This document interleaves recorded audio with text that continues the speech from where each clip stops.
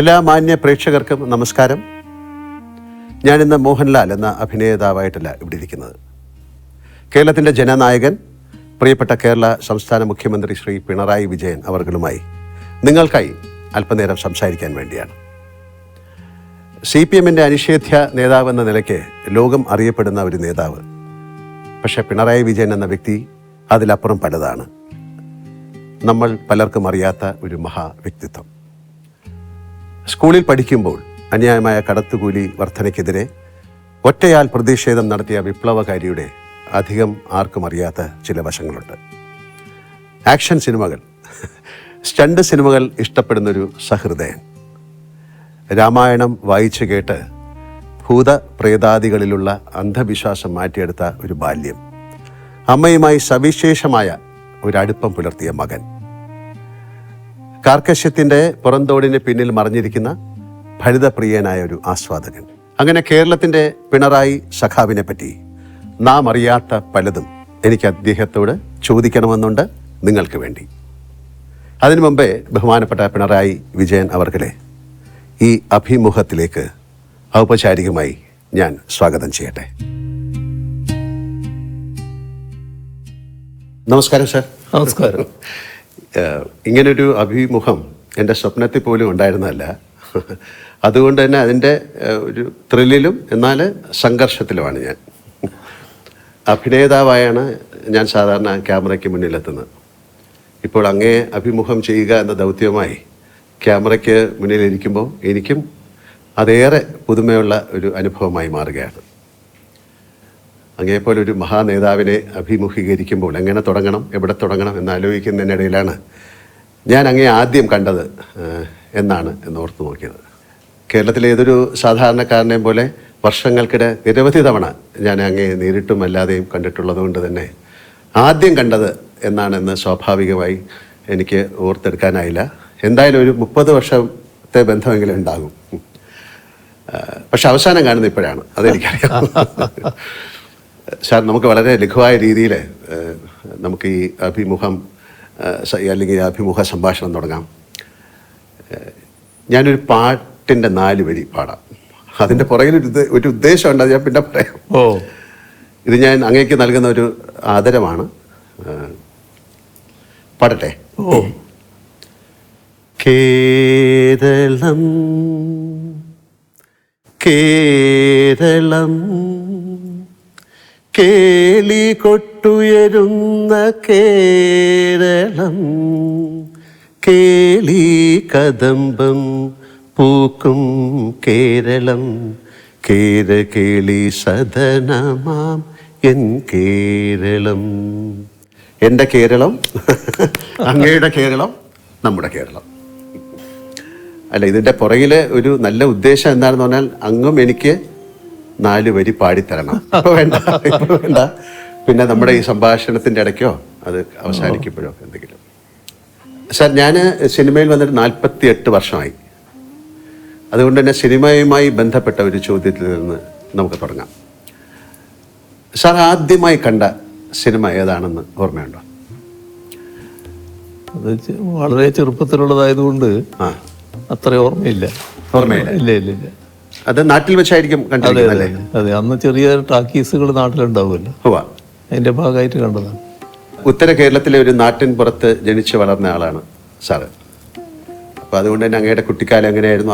അങ്ങേക്ക് സഹോദരന്മാരുണ്ടായിരുന്നോ? അതിനെക്കുറിച്ചൊന്നും. എനിക്ക് 2 സഹോദരന്മാരാണ് ഉണ്ടായത്.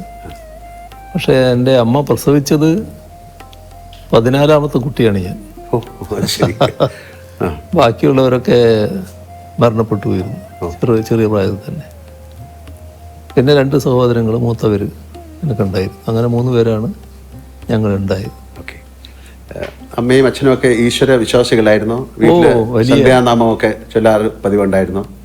ഈശ്വര വിശ്വാസികളും വലിയ തോതിലുള്ള ഈ അന്നത്തെ കാലത്ത് ഭൂതപ്രേത കാര്യങ്ങളൊക്കെ വലിയ തോതിലുള്ള കാലമാണ്. അതെ അതെ.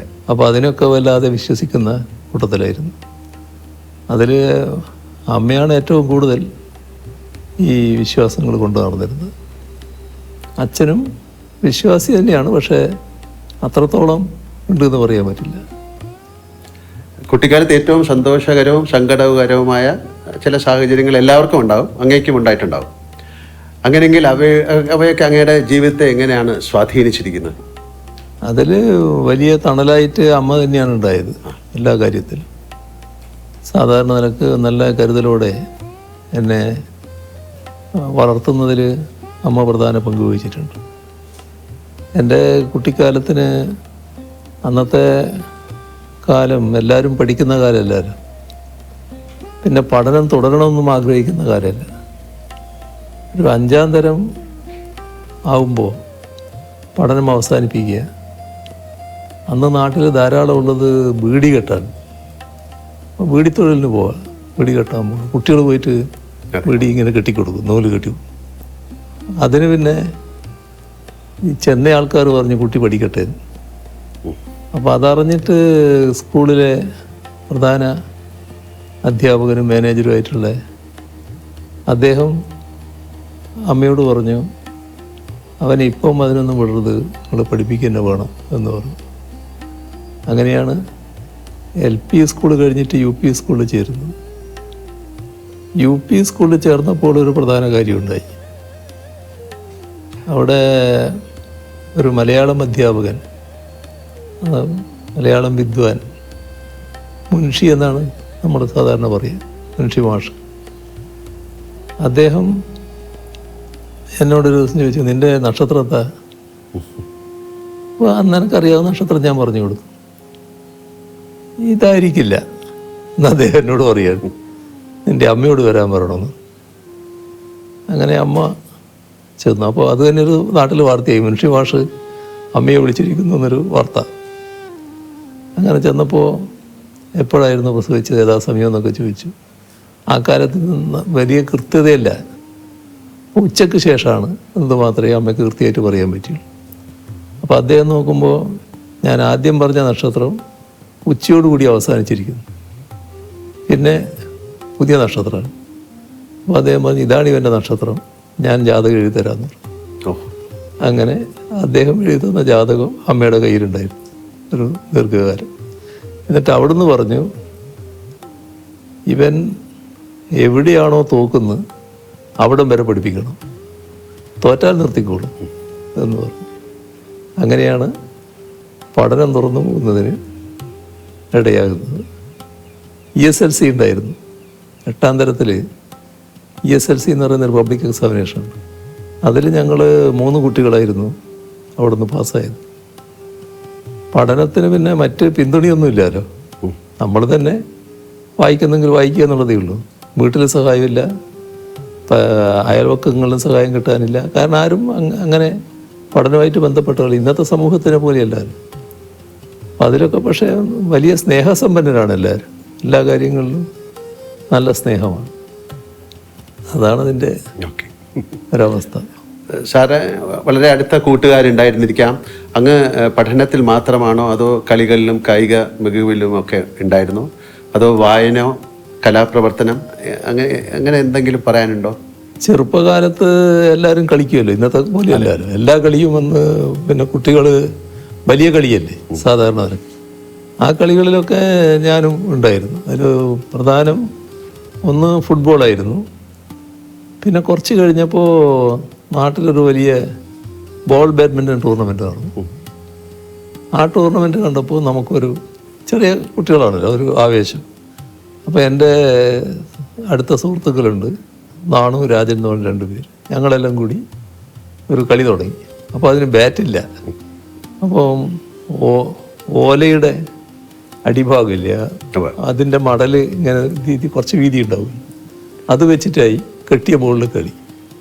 കുറച്ച് നാൾ കഴിഞ്ഞപ്പോൾ പിന്നെ ബാറ്റിൽ കളിയായി. അങ്ങനെ ബാഡ്മിൻ്റൺ പിന്നെ ഞങ്ങൾ കളിക്കുകയായിരുന്നു, നല്ലതുപോലെ കളിക്കുമായിരുന്നു. അവരൊക്കെ സ്റ്റേറ്റിൽ നല്ലതുപോലെ കളിച്ചവരാണ്.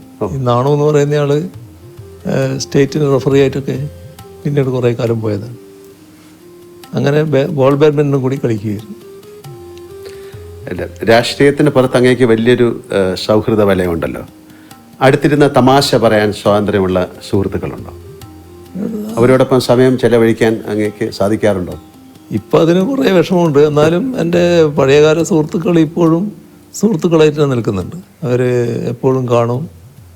പിന്നെ മിക്കവാറും ചെല്ലുമ്പോൾ എൻ്റെ കൂടെ ഉണ്ടാവും. അങ്ങനെയൊക്കെയാണ്. അവർ ചിലരെല്ലാം അങ്ങ് പോയി, എന്നാലും ഉള്ളവർ ഇപ്പോഴും ഉണ്ട് നല്ല നിലക്ക്. സാർ, ഒരു നടൻ അല്ലെങ്കിൽ ഞാൻ താരസംഘടനയുടെ ഭാരവാഹിയായിരുന്നു. അങ്ങനെ നിലകളിൽ അങ്ങേ പലതവണ ഞാൻ അടുത്തിടപഴകാനുള്ള ഭാഗ്യം എനിക്കുണ്ടായിട്ടുണ്ട്. അപ്പോൾ എല്ലാം ഞാൻ ശ്രദ്ധിച്ചിട്ടുള്ള ഒരു കാര്യം, ഏതാണ്ട് സാറിന് 30 വർഷം മുമ്പായിരിക്കാം കാണുന്നത്. അന്നും ഇന്നും അങ്ങയുടെ പെരുമാറ്റത്തിലോ രൂപഭാവാദികളിലോ യാതൊരു മാറ്റവും ഉണ്ടായിട്ടില്ല എന്നതാണ്. അത് എങ്ങനെയാണ് സാധിച്ചെടുക്കുന്നത്? കാര്യം ഒരുപക്ഷെ അങ്ങ് പാർട്ടി പ്രവർത്തകനായിരിക്കുമ്പോഴും അല്ലെങ്കിൽ മന്ത്രിയായതും പിന്നെ മുഖ്യമന്ത്രിയായിരിക്കുമ്പോഴെല്ലാം അങ്ങയുടെ ഇടപെടൽ ഒരുപോലെ തന്നെയാണ്. നല്ല ഒരു കരുതലുള്ളതുപോലെ ഞങ്ങൾക്ക് ഫീൽ ചെയ്യും. സാധാരണ മനുഷ്യരുടെ കാലം ചെല്ലുമ്പോൾ അവരുടെ പദവികൾക്കും വളർച്ചയ്ക്കും ഒത്ത് പല മാറ്റങ്ങളും കാണാറുണ്ട്. പക്ഷെ അങ്ങയിൽ ഞാനിതൊന്നും കണ്ടിട്ടില്ല എന്നുള്ളത് വളരെ സത്യമായ ഒരു കാര്യമാണ്. ഒന്ന് നമ്മൾ കാണുന്നത്, നമ്മൾ ഏത് സ്ഥാനത്തിരിക്കുന്നതായാലും ഒരു പ്രത്യേക നിയോഗത്തിൻ്റെ ഭാഗമാണെന്ന് കാണേണ്ടതേ ഉള്ളൂ. എപ്പോഴും അവിടെ നിന്ന് മാറേണ്ടതായിട്ട് വരാം. ആ ഒരു ധാരണ നമ്മുടെ ഉള്ളിലുണ്ടാവണം. ആ മാറ്റത്തെ പൂർണ്ണമായിട്ട് ഉൾക്കൊള്ളാൻ നമുക്ക് സാധിക്കണം. അന്ന് ഇപ്പോൾ മാറണം എന്ന് പറഞ്ഞാൽ ആ മാറുമ്പോൾ ഒരു പ്രയാസവും ഉണ്ടാകരുത്. അതാണ് നമുക്ക് ഏറ്റവും പ്രധാനം. ഞാൻ വൈദ്യുതി മന്ത്രിയായിട്ടാണല്ലോ മന്ത്രിസഭ പ്രവർത്തനം ആരംഭിക്കുന്നത്. അപ്പോൾ എൻ്റെ കുട്ടികൾ ചെറിയ മക്കളാണെന്ന്. വൈദ്യമന്ത്രി സ്ഥാനം ഒഴിഞ്ഞ് ഇവിടെ തന്നെയായിരുന്നു, ഇൻഡസ്ട്രി ആയിരുന്നു. നേരെ നിങ്ങൾ വന്നിട്ടുണ്ട്, ഞാൻ താമസിച്ച വാടക വീട്ടിൽ. ആ വാടക വീട്ടിലേക്ക് മാറി. ഒരു പ്രയാസവും കുട്ടികൾക്ക് പോലും ഉണ്ടായില്ല. നല്ല എന്താണോ, അപ്പം നമ്മൾ എന്താണോ ഉള്ളത് അതുകൊണ്ട് ജീവിക്കാനും അതിൽ സന്തോഷിക്കാനും അതിൻ്റെ ഭാഗമായി മാറാനും കഴിയണം. എനിക്കങ്ങനെയൊരു നിലയാണ് എപ്പോഴും ഉള്ളത്. വല്ലാതെ എന്തെങ്കിലും മോഹിക്കുന്ന കാര്യമില്ല. അതിൻ്റെ ഭാഗമായിട്ട് എപ്പോഴും സംതൃപ്തനാണ് ഞാൻ. ഇത് ബോധപൂർവം നിലനിർത്തുന്നതാണോ അതോ സ്വാഭാവികമായി സംഭവിച്ചാണോ അതോ കുട്ടിക്കാലത്ത് അമ്മയുടെ ആ ഒരു കരുതൽ അന്നത്തെ കുടുംബത്തിൻ്റെ ഒക്കെ ഒരു പശ്ചാത്തലത്തിൽ സംഭവിച്ചായിരിക്കും? അതെനിക്ക് തോന്നുന്നത് ചെറുപ്പത്തിൻ്റെ ഒരു സ്വാധീനമുണ്ട് അതിൽ. ഈ ചെറുപ്പത്തിൽ ധാരാളം ഈ മറ്റ് കഥകൾ വായിക്കുമായിരുന്നു. അമ്മയ്ക്ക് വായന അറിയില്ലെങ്കിലും പഴയ തച്ചോളി പാട്ടൊക്കെ അമ്മയ്ക്ക് നല്ലോണം അറിയാം. അങ്ങനെയുള്ള പാട്ടുകൾ എനിക്ക് പാടിത്തരുമായിരുന്നു. എന്നാൽ ഞാൻ വായന പഠിച്ചതിന് ശേഷം രാമായണം, കൃഷ്ണപ്പാട്ട്, ഭാരതം അങ്ങനെയൊക്കെയുള്ളത് അമ്മയ്ക്ക് വായിച്ചു കൊടുക്കുമായിരുന്നു. അപ്പോൾ ആ വായനയിലൂടെ അന്ന് എന്നിലേക്ക് വന്നിട്ടുള്ള ചില ആശയങ്ങളുണ്ടാകും. അതെന്നെ സ്വാധീനിച്ചിട്ടുണ്ടാകും എന്നാണ് തോന്നുന്നത്.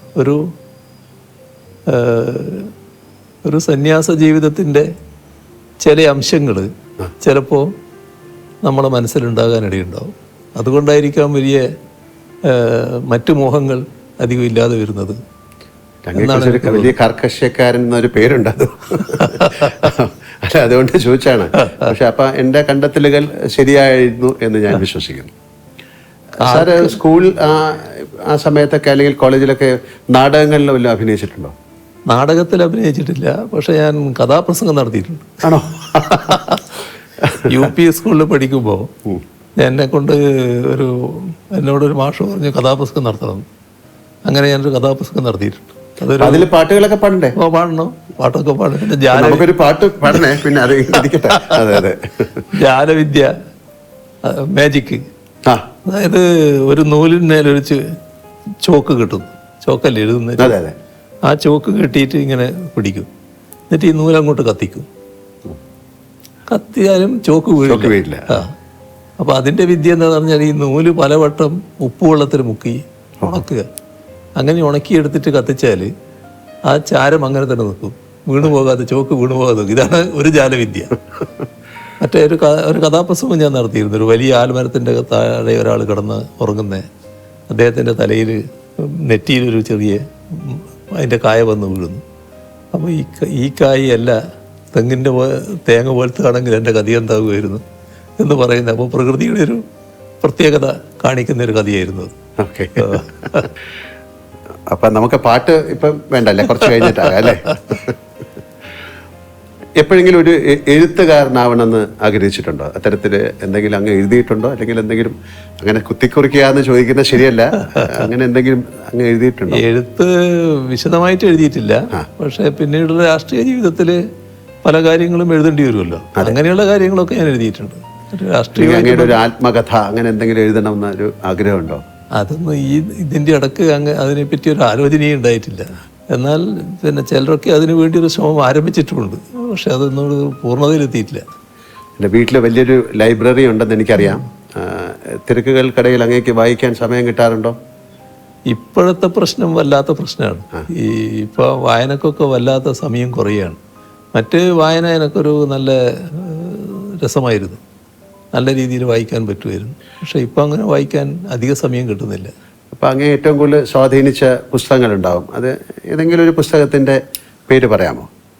അതിൽ ഞാൻ വായിക്കുന്ന ഘട്ടത്തിൽ ഏറ്റവും കൂടുതൽ സ്വാധീനിച്ച പുസ്തകങ്ങളിൽ ഒന്ന് ടോൾസ്റ്റോയുടെ അന്നാ കരീന തന്നെയാണ്.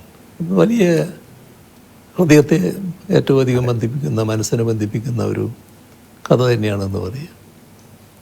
പിന്നെ വിക്ടർ ഹ്യൂഗോൻ്റെ കഥയും പാവങ്ങൾ, അത് വളരെയധികം വലിയ തോതിൽ നമ്മളെ ജീവിതത്തെ രൂപപ്പെടുത്താൻ തന്നെ സഹായിക്കുന്ന ഒന്നായിരുന്നു. നമ്മളെ നാട്ടിലെടുത്താൽ തകഴിയുടെ കയർ ഒരു കാലഘട്ടത്തിൻ്റെ തന്നെ ഒരു ചിത്രീകരണമായിരുന്നു. അങ്ങനെയുള്ളതൊക്കെ ആ കാലത്ത് നല്ലോണം വായിക്കാൻ പറ്റിയിരുന്നു. കവിതകളും വായിക്കുക. ഇതെല്ലാം ഒരു പുതിയ അറിവാണ് ആൾക്കാർക്ക്, അതുകൊണ്ടാണ് ചോദിക്കുന്നത്. അതായത് പിണറായി വിജയൻ എന്നാൽ വലിയൊരു കടുപ്പക്കാരനാണ്, ചിരിക്കാത്ത ആളാണ് എന്നൊരു ധാരണ പുറത്തുണ്ട്. എന്നാൽ അടുത്ത പരിചയമുള്ളവർക്ക് നേരെ മറിച്ചുള്ള അഭിപ്രായമാണ്.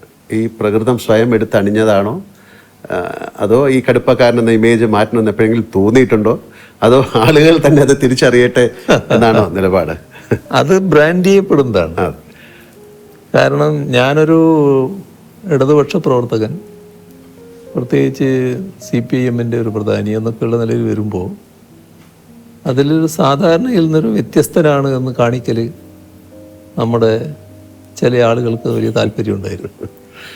അതിൻ്റെ ഭാഗമായിട്ട് ഒരു മനുഷ്യന് പല ഭാവങ്ങളുണ്ടാവുമല്ലോ, അതിലേതെങ്കിലും ക്ഷോഭിച്ച ഭാഗമുണ്ടെങ്കിൽ അതായിരിക്കും കൊടുക്കുന്ന ചിത്രങ്ങൾ.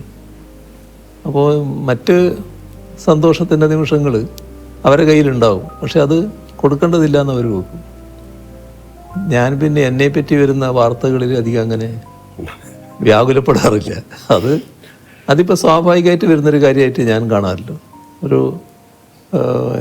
ഞാൻ പ്രതിദാനം ചെയ്യുന്ന പാർട്ടിയോടുള്ള എതിർപ്പിൻ്റെ ഭാഗമായി അത് എന്നിലൂടെ പ്രകടിപ്പിക്കുന്നു മാത്രമേ ഉള്ളൂ എന്ന നിലക്കാണ് ഞാനത് കാണാറ്.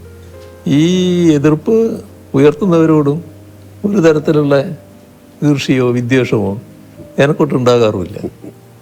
അവരവരെ രീതി സ്വീകരിക്കുന്നു എന്ന് മാത്രമേ കാണാറുള്ളൂ.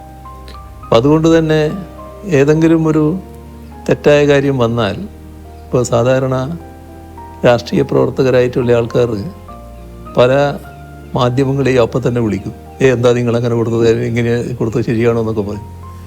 ഇന്ന് വരെ ഒരാളെ ഞാൻ വിളിക്കാൻ പോയിട്ടില്ല. എന്ത് വാർത്ത വന്നാലും അതവിടെ നിന്നോട്ടെ എന്നുള്ളതാണ്. അങ്ങനെയൊരു പ്രകൃതമാണ് ഞാൻ സ്വീകരിച്ചു വരാറുള്ളത്. വീട്ടിലെ ഒരു അച്ഛൻ മുത്തച്ഛൻ അല്ലേ, അപ്പൊ ഏത് തരത്തിലുള്ളൊരു സമീപനമാണ് കുട്ടികളോടോ? അത് വീട്ടിലെത്തിയാൽ ഞാൻ അവരുടെ സ്വന്തം ആള് തന്നെ, അതിനകത്ത് പ്രശ്നമില്ല. എൻ്റെ പുറത്തുള്ള എല്ലാ തിരക്കുകളും ഇപ്പൊ കുറച്ച് പ്രയാസമുണ്ട്. ഇപ്പൊ ഈ ദിവസങ്ങള് വല്ലാത്ത പ്രയാസങ്ങളുണ്ട്. അതുവരെയുള്ള കാലം എടുത്താൽ വീട്ടിലെത്തിയാൽ ഞാൻ വീട്ടിൻ്റെ ഒരാളായിട്ട് അങ്ങ് മാറുകയാണ്. അതിന് ഒരു പ്രശ്നം ഉണ്ടാകാറില്ല.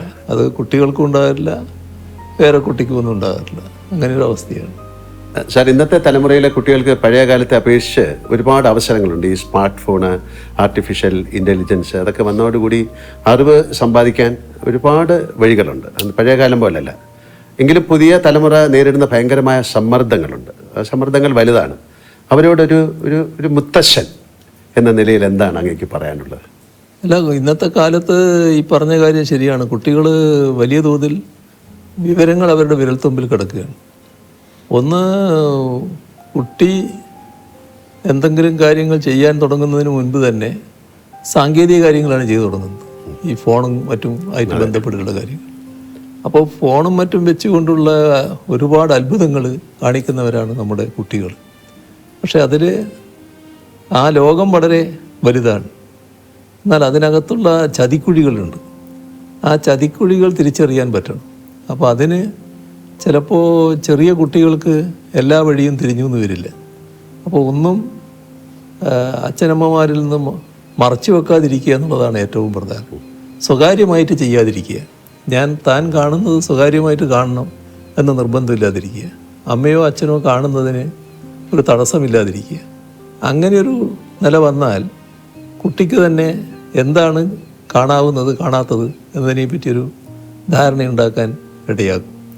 അപ്പോൾ അച്ഛൻ്റെയും അമ്മയുടെയും ഭാഗത്ത് അച്ഛൻ്റെയും അമ്മയുടെയും ശ്രദ്ധയിൽപ്പെടാത്ത കാര്യങ്ങൾ അത് മറച്ചു വെച്ചുകൊണ്ട് ചെയ്യുന്നൊരു നില ചെറുപ്രായത്തിൽ സ്വീകരിക്കാതിരിക്കുക എന്നുള്ളതാണ് ഏറ്റവും പ്രധാനം.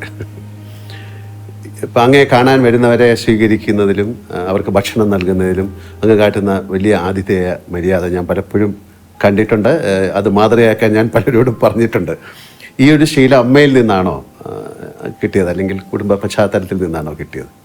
അത് അമ്മയുടെ കയ്യിൽ നിന്ന് തന്നെയായിരിക്കണം അത് കിട്ടിയത്. കാരണം ഞങ്ങൾ കുട്ടികൾ കോളേജിലൊക്കെ പഠിക്കുമ്പോൾ പിന്നെ ചില സുഹൃത്തുക്കളോട് കൂടി വീട്ടിൽ ചെന്നാൽ വലിയ തോതിൽ സൗകര്യങ്ങളൊന്നും വീട്ടിലൊന്നും ഉണ്ടാവില്ല. പക്ഷെ ഉള്ളത് വെച്ച് പെട്ടെന്ന് തന്നെ അമ്മ അവർക്ക് എന്തെങ്കിലും കൊടുത്തിരിക്കും, വളരെ പെട്ടെന്ന് കാര്യങ്ങൾ ഉണ്ടാക്കിയിട്ട്. അങ്ങനെയൊരു രീതി ചെറുപ്പത്തിലേ കണ്ടുവന്നിട്ടുണ്ട്. അതിൻ്റെ ഒരു ഭാഗമായിരിക്കാമെന്നാണ് തോന്നുന്നു. അങ്ങേക്ക് പാചകം ഇഷ്ടമാണോ? ജീവിതത്തിൽ എപ്പോഴെങ്കിലും അങ്ങ് അടുക്കളയിൽ കയറിയിട്ടുണ്ടോ? പാചകം ഒരു കലയാണ്. ആ കലയിൽ ഞാൻ അത്ര വിദഗ്ധനല്ല. പക്ഷേ ഇടയ്ക്ക് ഞാൻ ചായ ഉണ്ടാക്കുമായിരുന്നു. നേരത്തെ ചായ കുടിക്കുന്ന കാലത്ത് അത് ശീലിച്ചിരുന്നു.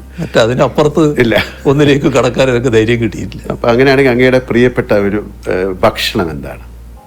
ഞാൻ സാധാരണ പിന്നെ ഏത് ഭക്ഷണവും കഴിക്കുന്ന കൂട്ടത്തിലാണ്. പക്ഷേ ഇപ്പം അടുത്ത കാലത്തായിട്ട് ചില നിയന്ത്രണങ്ങൾ ഞാൻ തന്നെ വെക്കാറുണ്ട്. ഇന്ന് ചിലതേ കഴിക്കൂ, ചിലത് കഴിക്കില്ല എന്നൊക്കെ ഉള്ളത്. എന്നാൽ ഒരു ഭക്ഷണത്തോടും അപ്രിയമില്ല, ഒന്നും മാറ്റി നിർത്താറില്ല. എല്ലാം കഴിക്കുന്ന ഒരു കൂട്ടക്കാരനാണ് ഞാൻ. ഈ ചിലപ്പോൾ ഭാര്യ അല്ലെങ്കിൽ അമ്മ അങ്ങനെ ആരെങ്കിലും ഉണ്ടാക്കുന്ന ഭക്ഷണത്തോടായിരിക്കും കൂടുതൽ താല്പര്യം. അങ്ങനെയൊക്കെ അങ്ങനെ ഉണ്ടോ? എനിക്ക് തീർച്ചയായും അതാണ്. വീട്ടിലെ ഭക്ഷണമാണ് എനിക്ക് ഏറ്റവും താല്പര്യം. അതിൻ്റെ പ്രശ്നം എന്താണെന്ന് വെച്ചാൽ, വീട്ടിൽ നിന്ന് പുറത്തിറങ്ങി ഭക്ഷണം കഴിക്കുമ്പോൾ പലപ്പോഴും വീട്ടിലെ ഭക്ഷണത്തെ പറ്റി താരതമ്യപ്പെടുത്തി പോകും. അതെപ്പോഴും എനിക്ക് താല്പര്യം വീട്ടിലെ ഭക്ഷണം തന്നെയാണ്. അമ്മയെപ്പറ്റി നമ്മൾ ഒരുപാട് സംസാരിച്ചു. അമ്മ എന്നത് ഒരു കൺകണ്ട ദൈവമാണ്. അങ്ങയുടെ അമ്മയെപ്പറ്റി, ആ ആത്മബന്ധത്തെപ്പറ്റി അങ്ങേക്ക് എന്തെങ്കിലും കൂടുതൽ പറയാനുണ്ടോ? അമ്മയുടെ വേർപിരിയലാണ് പറയാനുള്ളൊരു ഭാഗം. അതായത് അന്ന് ഞാൻ തിരുവനന്തപുരത്താണ്. തിരുവനന്തപുരത്ത് പാർട്ടി സെക്രട്ടേറിയറ്റ് മെമ്പറായിട്ട് ഫുള്ളായിട്ട് ഇവിടെ നിൽക്കുന്ന സമയം. അപ്പോൾ ഒരു ദിവസം, എല്ലാ ദിവസവും വീട്ടിൽ നിന്ന് സംസാരിക്കും. ഒരു ദിവസം ഭാര്യ വിളിച്ചപ്പോൾ ചെറിയ സംസാരത്തിലൊരു വ്യത്യാസം പോലെ തോന്നി. അത് അമ്മയുടെ പിന്നെ ആരോഗ്യസ്ഥിതി പറയുമായിരുന്നു. നല്ല അവശതയുണ്ടായിരുന്നു അപ്പോൾ. മറ്റൊന്നും പറഞ്ഞില്ല, പക്ഷെ എനിക്ക് തോന്നി എന്തോ ഒരു പ്രശ്നമുണ്ട്. അപ്പോൾ ആ കാലത്ത് ചടയം ഗോവിന്ദനാണ് സെക്രട്ടറി. അപ്പോൾ ഞാൻ പറഞ്ഞ് എന്തോ ഒരു പ്രശ്നമുണ്ടെന്ന് തോന്നുന്നു, ഞാനൊന്ന് പോയിട്ട് വരാമെന്ന് പറഞ്ഞ് അങ്ങനെ വൈകുന്നേരം വീട്ടിലേക്ക് പോയി. രാവിലെ അവിടെ എത്തി. വീട്ടിലെത്തി. അപ്പോൾ അമ്മ അവിടെ ഒരു കിടന്നിട്ടുണ്ട്.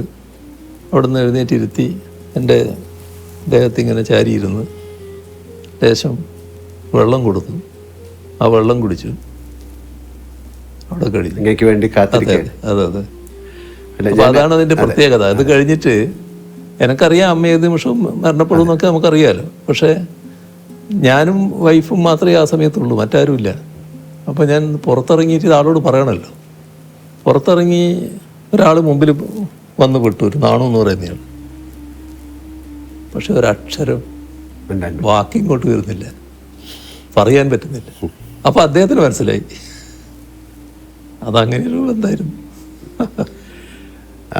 അതായത് ഞാൻ കേട്ടിട്ടുണ്ട് അമ്മയുടെ മടിയിൽ തല വെച്ച് കിടന്ന് അങ്ങനെ രാമായണം കേൾക്കുന്നത്. അങ്ങക്ക് ഭൂതപ്രേത പേടിയായിരുന്ന സമയത്ത് അങ്ങനെയല്ലേ കുട്ടികൾ? ഭയങ്കര പേടിയായിരുന്നു. ചെറിയ പേടിയല്ല, അപ്പൊ ഇതെല്ലാം കേട്ട് കഴിഞ്ഞ് അങ്ങേക്ക് ഒരു ആന്തരികമായ ഒരു ആത്മീയ വശം ഉണ്ടായിട്ടുണ്ടോ? ഈ നേരത്തെ പറഞ്ഞു, എന്നാലും ഒരു സന്യാസം എന്ന് പറഞ്ഞ പോലെ അങ്ങേക്ക് ഒരു ആന്തരികമായ ഒരു ആത്മീയ വശമുണ്ടെന്ന് വളരെ വിശ്വസിക്കുന്ന ഒരാളാണ് ഞാൻ. അതായത് ഇതിനെപ്പറ്റി പറയാറ് സാധാരണ നിസ്സാരമായുള്ള സംസാര സാഗരം എന്നാണ്.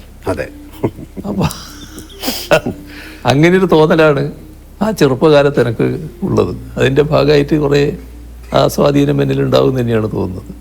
പക്ഷേ ഭൂതപ്രേത പിശാചുക്കളെ പറ്റി ഭയങ്കര വിശ്വാസമായിരുന്നു. ആ സമയത്ത് ലൈറ്റോ അങ്ങനെയൊന്നും അധികം ലൈറ്റ് ഇല്ലല്ലോ. പിന്നെ എൻ്റെ വീട്ടിൽ ഇലക്ട്രിസിറ്റി വരുന്നത് തന്നെ പിന്നെ ഞാൻ MLA ആയിരിക്കും പോലും ഇല്ല. അങ്ങനെ ഒരു കാലമാണത്. അങ്ങനെ ഒരു അവസ്ഥയാണ്. രാത്രി ആയാൽ പിന്നെ ഇരുടല്ലേ എല്ലാ സ്ഥലത്തും. അപ്പോൾ എവിടെയും ഏത് ഭൂതവും പ്രേതവും പ്രത്യക്ഷപ്പെടാം. അതൊക്കെ പിന്നെ ഒരു ചെറിയ സമയം കഴിഞ്ഞപ്പോൾ നമ്മൾ വളരുകയല്ലേ, അതനുസരിച്ച് മാനസിക വളർച്ചയും വരികയല്ലേ. അത് പിന്നെ ഞാൻ തന്നെ മാറ്റിയെടുത്തതാണ് ബോധപൂർവ്വം. അങ്ങനെ ഈ കുടുംബത്തോടൊപ്പം ചെലവഴിക്കുന്ന ഏറ്റവും പ്രധാനപ്പെട്ട സമയം എന്താണ്? അത് ഒരു ദിവസത്തെ യാത്രയാണോ, അതോ ഒരുമിച്ചിരുന്ന് തീൻമേശയിൽ ഭക്ഷണം കഴിക്കുമ്പോഴാണോ? ഏറ്റവും പ്രധാനം തീൻമേശയിലെ ഭക്ഷണമാണ്. കാരണം ഞങ്ങൾ എല്ലാവരും ഒന്നിച്ചാണ് ഇരിക്കുക. ആരൊക്കെയുണ്ടോ എല്ലാവരും ഒന്നിച്ചാണ് ഇരിക്കുക. ആ ഘട്ടത്തിൽ എൻ്റെ സുഹൃത്തുക്കളുണ്ടെങ്കിൽ അവരും ഒന്നിച്ചാണ് ഇരിക്കുക. അങ്ങനെ ഒരു അവസ്ഥയാണ് എപ്പോഴും സ്വീകരിക്കാറ്. അപ്പോൾ അതാണ് ഏറ്റവും നല്ല സമയം. എപ്പോഴും ഭക്ഷണം എല്ലാവരും കൂടി ഒന്നിച്ച് കഴിക്കുന്നത് തന്നെയാണ് നല്ലത് എന്നാണ് ഉള്ള അഭിപ്രായക്കാരനായി. അപ്പം ഞാനൊരു പാട്ട് പാടാൻ പറഞ്ഞാൽ ഇപ്പം പാടുന്നില്ല, കുറച്ച് കഴിഞ്ഞ് പാടാം അല്ലേ? ഞാൻ ഇടയ്ക്കിടയ്ക്ക് പറയും. സാറിൻ്റെ പിന്നെ മക്കളോ പേരക്കുട്ടിയോ അങ്ങയോട് പറയുന്നൊരു സൂപ്പർ ഹീറോ കഥകളൊക്കെ ഉണ്ടോ? അങ്ങനെ ഒന്ന് പറയാറുണ്ടോ? ചെറിയ കുട്ടിയായിരിക്കുമ്പം പേരക്കുട്ടിക്ക് വലിയ ഹീറോകളെ പറ്റി വലിയ അഭിപ്രായങ്ങളുണ്ടായിരുന്നു. ഒരുപാട് ആളുകളെ പറ്റി പറയുന്നത് അങ്ങോട്ട് വന്ന് സംസാരിക്കും. അതെ. ഈ ഒഴിവുവേളകളില്ല അങ്ങനത്തെ ഒരാളാണെന്ന് എനിക്കറിയാം. എന്നാലും ചോദിക്കുകയാണ്, വീണ് കിട്ടിയ ഒഴിവുവേളകളിൽ എന്ത് ചെയ്യാനാണ് ഇഷ്ടം? അല്ല, ഒഴിവുവേള ഉണ്ടെങ്കിൽ വായന നല്ല ഇഷ്ടമാണ്. പിന്നെ ചില ഘട്ടത്തിൽ പിന്നെ ടി വിയിൽ ഇപ്പോൾ സിനിമയൊക്കെ വരുന്നുണ്ടല്ലോ, ചില ഘട്ടത്തിൽ അത് കാണും. അങ്ങനെയൊക്കെയുള്ള കാര്യങ്ങൾ ഞാൻ ചെയ്യും. കുടുംബത്തോടൊപ്പം യാത്ര ചെയ്യാറുണ്ട്? അങ്ങനത്തെ മറക്കാനാവാത്ത യാത്രകളുണ്ടോ? യാത്ര എനിക്കിഷ്ടമാണ്, യാത്ര ചെയ്യാറുണ്ട്. അതിൽ ഏറ്റവും പ്രധാനപ്പെട്ട യാത്ര, ഒരു മറക്കാനാവാത്ത യാത്ര എന്ന് പറയുന്നത് എൻ്റെ സിംഗപ്പൂർ യാത്രയാണ്. ഞാനും വൈഫും മകളും എല്ലാം കൂടി പിന്നെ ഒരു യാത്ര നേരത്തെ ഉണ്ടായിരുന്നു.